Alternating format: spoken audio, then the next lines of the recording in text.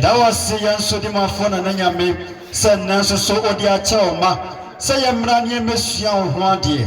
Yes, son say, Bubu Akume Biara, na and Sama or Maya Betty,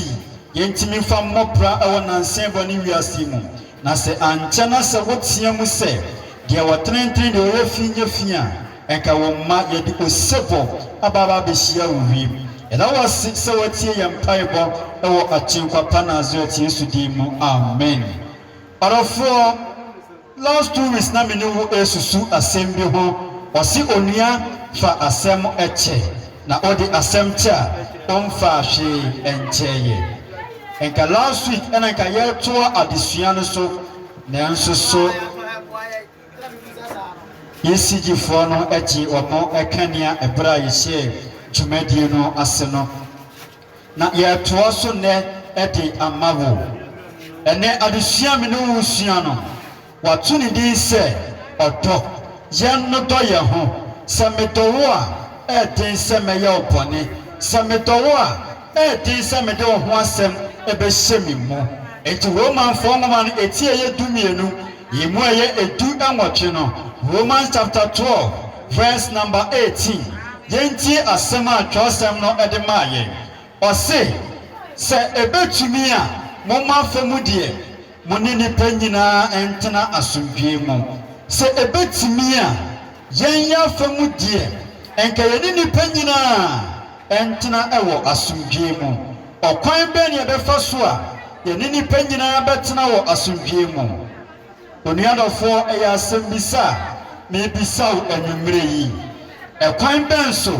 ena wo ye okristoni wo ye ogidini woni adofo nyina betena wo asomdwe mu eye ade ba akopɛ ene betimi amaya tena ewo asomdwe mu ene se ye betotɔ ye hu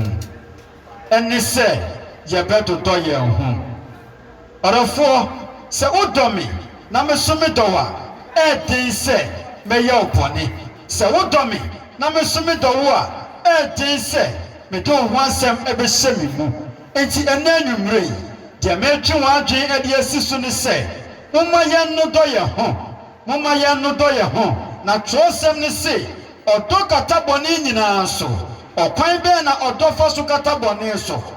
odo e katabone so ne se mefum ho a esan odo a me do wunti no me mfa hyemi mu se mefum ho a odo a owo ma minti no sa odo ne be kata sa abone ne so me nkai pim se de onyankopon do wiasini na ode ne do ba wo no kro ne ma yen na obi biara obegina die no wanyira na wanya dankwa wo de wa hwebone do a wo ye nyankopon ene nko ahwebone a waye etia ye mpofo no hwebone a me no mienu ya ye etia ye na gyenkwa no nanso esanse wo do ye nti no wo man yakonya da bia se yemra nanim wo man yakonya da bia se yemra mekanya mpo ne nkyere no enti na nwumre se wo tie mi a ogidini a wo tie mi o kristoni a wo tie mi ene anwumre ewo enkwagye mra isu ye me pese me de hye wutirim ni se mama yenya odo ema afoforo mama ye no do ye ho na odo ekatabone ina so empembebre no last week ma uti asiese se wa mfa wunu abone anchana ebeye den se ye nyankopon no ode wonso bone bechew na empo ebeye den se ye nyankopon no obetie wo mpaipo na wafodie o offering o koashia obeto na sori dem no ewurade say eye wasted eso ni mfaso pia ene yetimi kana wa yakoma mu menini ni asem bia bile menini ni asem na enso woto na onchia no odafo enye odo se wodo ni pa no na se wode ne mfumso ache na je bibi be wu se ampa wode wunua ne mfumso ache no ene se wuhia na hia no serekere no se de nyame oye me no mi enui na ya shop boni ya menu mi enu ye ya enti kanyame ko be ma ade achi yana debita nanso so esanse je nyankopon ne to yenti ye nyankopon ne to yenti no tani da ya kwata ya boni dudu nyina achi ya mfumsu no de nyina achi onyankopon no e ma ade pabichi ye eye ahofe o enye nyansa bio enye sika akra bia ye wo eye odo a onyankopon de to yenti ena dane ta o hye nso opo ye ho ban enti enumrei mama ye no do ye ho na odo kataboni nyina so obi a fan hu se o kristoni nanso oni odo emani nua odene sesi ne bu se emako panyi nanso oni do odene sesi ne bu se aso panyi nanso oni do odene sesi ne bu se asofo nanso oni do bia ebusiana atetia pansam no ni nyina ne se yeni odo ade ma ye ho abusuani mu asawe na atetia pansam no ni nyina ne se yeni odo ema ye ho enti na asore no atete apansam enu enti na ebusua no atete apansam enti na kroi ye bodawro se ye kwaye omaya adwuma obia mpese ode ne hubeshem esanse odo ni yemu adwuma na awo mu no odo ni wonti no ena adwuma ne entumpo enti enenwumbre me maame me papa me nua ba wotie me mama ye no do ye ho mama ye no do ye ho wate na onipa ye nsehye mama ye no do ye ho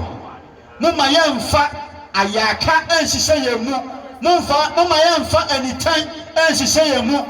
mama ye mfa watimi wakame enhihye ye mu entrese ye kristofo na dika ka cho se jumadie isu ye beyi waten ama wo hu se eniema bi ase wo ya na nka wonimu se eya no onyame animu no se enye.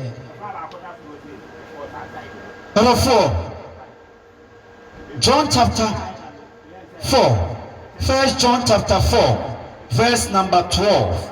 1 John chapter 4, verse number 12. Yentie sedie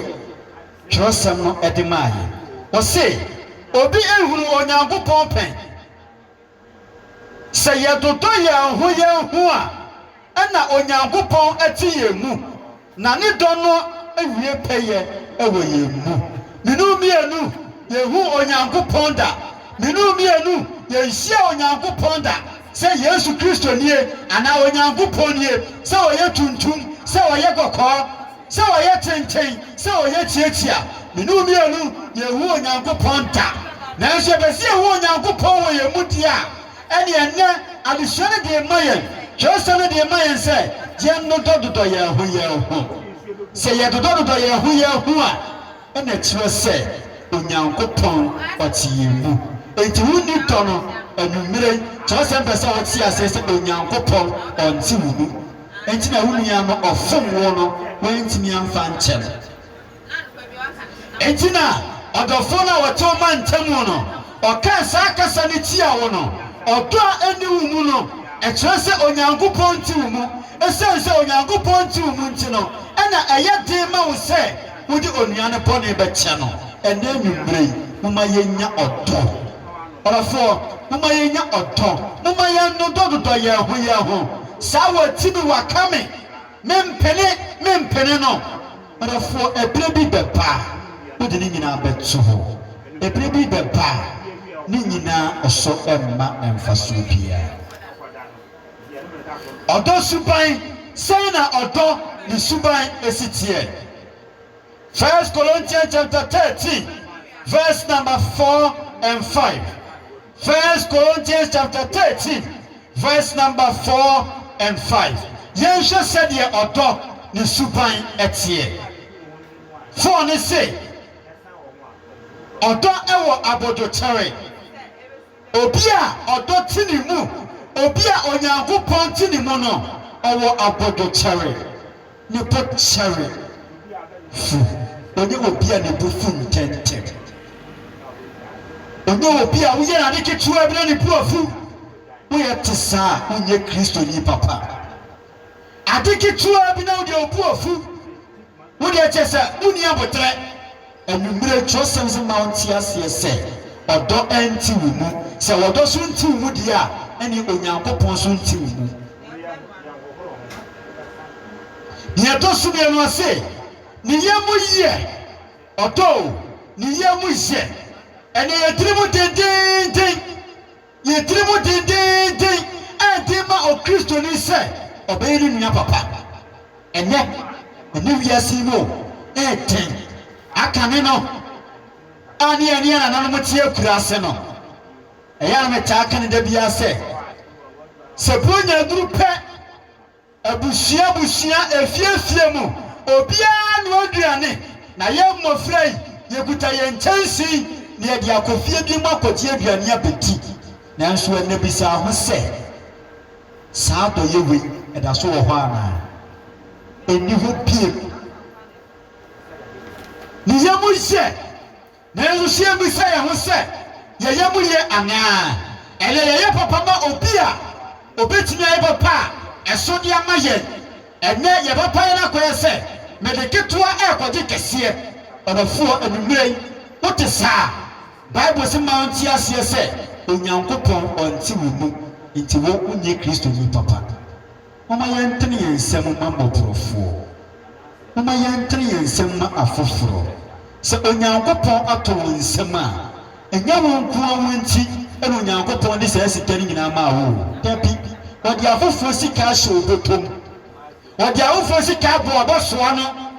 se sane na fama saafo no se tu botom na fama saafo no nanso ne yebisa ye ho ye ne ye ma ene ye yere no enko na edi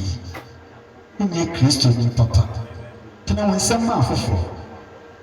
wadati wo mu a ekire se onyankopon so ti wo mu na sa watena wonsem ma afoforo a eno na ekire se odo ati wo mu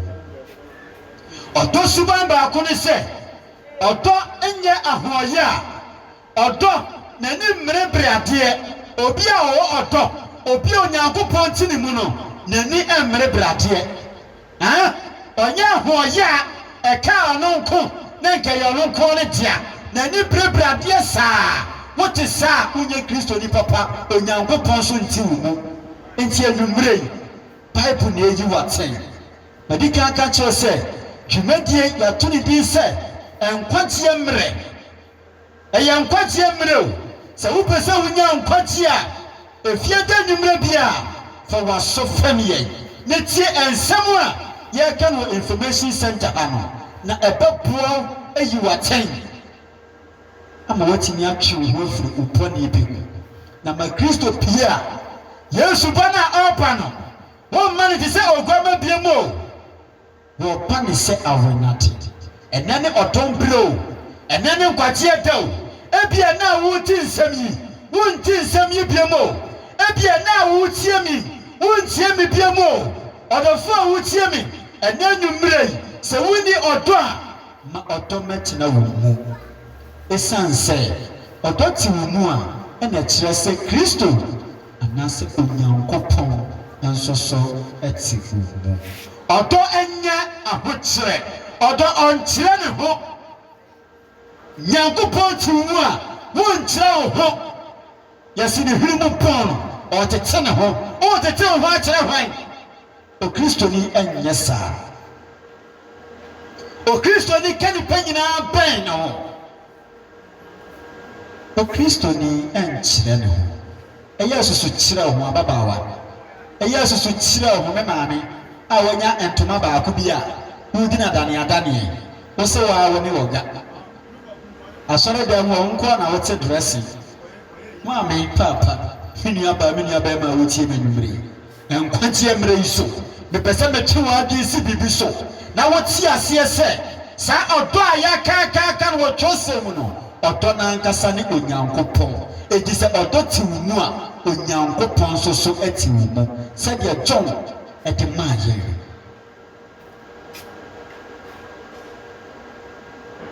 ose odo emmema ne ho so odo o mmema ne ho so odo ɔmema ne ho so yamema ya ho so bebrebe esa yisika akra bi ayɛwɔ asɔre dan mu hɔ yamema ya ho so bebrebe esa nsa yɛ nyum to bi anim to esa yɛ preach bi etimi preach nti ene yamema yɛ ho so enti ene nyameso ne yɛ keka yɛ nim kyerɛ nyameso ba na enso so emu ahoɔden ne tie yapo enumere nyankopɔn sɛ menyi wɔte nyankopɔn sɛ menkasa nkyerɛ an wo na wotie wo na mekasa kyerɛ wo te sɛ fi wɔ kɔmpɔne ne ho ɛnɛ ne ɔdomprɛ ɛnɛ ne nkɔteɛ da wɔ sɛ wote me ni a mpiri wɔ akoma ɛdii sɛ woma no se yɛntie deɛ ɔwɔ aso no wɔntie deɛ honhom no ɛkasa kyerɛ asafo deɛ ɔwɔ aso a wɔtie me anwummere no wɔntie deɛ ɔsɛmpakani ne ka kyerɛ heman kuromafoɔ ɛnɛ ne wɔdomprɛ o maame sɛ woni wɔdɔ ɛnyɛ wɔdɔ ma afoforɔ wate maame ai mete waseɛ sɛ the last week meka kyerɛ wo no ɛnsɛm ne ɛnhyɛ wo nanso still na kɔsoa no yi wo yam na dɔ no wotumi yɛ saa nneɛma wɔ nyinaa ɛna kyerɛ sɛ onyankopɔn ɔte wo mu onyankopɔn ɔte wo mu sɛ onyankopɔn te wo mu a deɛ onipa de bɛyɛ opia no ɔmfa no asɛm biara ɔse enum no ɛnyɛ ne ho nea ɛmfata ɛnɛ yɛyɛ ho nea ɛmfata ɛsiane sɛ onyankopɔn te yɛ mu da biara meka na mɛkɔ soɔ maka mapɔ nyame mma kɔkɔ sɛ ɛneyɛ bi wɔ ma yɛyɛ na sɔre dɛm a ɛmfata nanso so yɛyɛ ɛsiane sɛ onyankopɔn te yɛ mu nti no ɛne yɛyɛ saa nneɛma no ɛnɛ okristo ne te asɔre dɛm mu na ɔkyate unye serious o Kristo sumu o Kristo ni ti asori dem na o di nkomo huru o Kristo ni ti asori dem na o sresi die bia esu ni mfaso na o ye dede huru o fi se o so Nyankopɔn na nso o di Nyankopɔn ho few o di Nyankopɔn ho few hweniye ena numre sie die honhom ne kasa akyerɛ asafo no empiri mu akoma ena numre ti wo mu a emmoa wo no hwe wo furu ho esan sɛ Onyankopɔn ti wo mu a Onyankopɔn so wo ti wo mu a enyima bia bia bɛfata na sɛ Onyankopɔn ti wo mu a ɛna nneɛma a woyɛ oyɛ ɛne o Kristo ne kɔ asɔre a hwɛ atade ɛhyɛ no ne kotodwe kura entra wa papa ho ne agya ya wo amaguso ne agya ya boso aguso uko so Nyankopɔn pa na wo ya wo saa no wɔse ɔdɔ sɛ Onyankopɔn ti wo mu a ɔnyɛ ne ho nea ɛmfata Nyankopɔn dɔ enti yɛ mu nti ɛne ɛyɛ nneɛma basa yɛkɔnya ne fie kɔdi agorɔ yɛhunu sɛ ɔkɛseɛ bi na te hɔ no ɛne yɛbɛsom no yɛafa Nyankopɔn sɛ bio ɔyɛ akwara bi ne yɛkɔdi ne ho abɔne asa ba fie asɔre dɛm a yɛkɔ ɔsom a yɛnsom no nyinaa no ɛyɛ nneɛma mmienu nkwagyeɛ mmere so meba bɛtwe wɔn abea si ade bi so asɔre dɛm a yɛkɔ no ɛyɛ nneɛma mmienu ɛyɛ nhyira ɛne nnome na ɛma wura mfi sɛ saa ɛnome no ebetumi adi wɔwɔ ntotoasoɔ so saa wo se mepo a wode akɔtwerɛ sɛm no mu kyerɛ sɛm no mu wɔte aseɛ sɛ Abraham ɔyɛ mfomsoɔ bi mfomsoɔ a ɔyɛeɛ no ɛtoa so di na wɔ ntotoasoɔ so saa Abraham na ɔne Sara te na Sara nyampa enti Sara de n'afena Hagar ɛma Abraham wuri ne esi yɛ ɛno n'akyi no kɛ ankɔda o Abraham na yɛka no wasɛ no n'aseni ɛne Jacob ɛpɛ Jacob so kɔwareyɛ ɔkɔwareyɛ no na ɔno so ne yere no mo ɔmo nya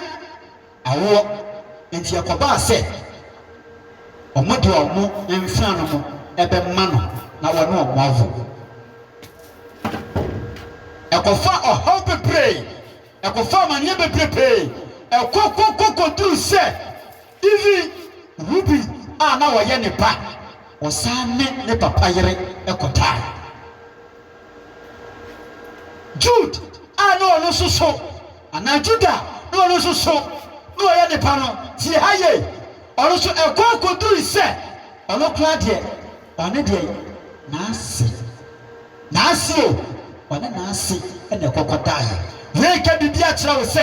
sɛ onyankopɔn de asotwe ba wo so a ɛba ɛne wo ma nyinaa so ɛnyɛ wo ma no ɔnso omusua de omuhu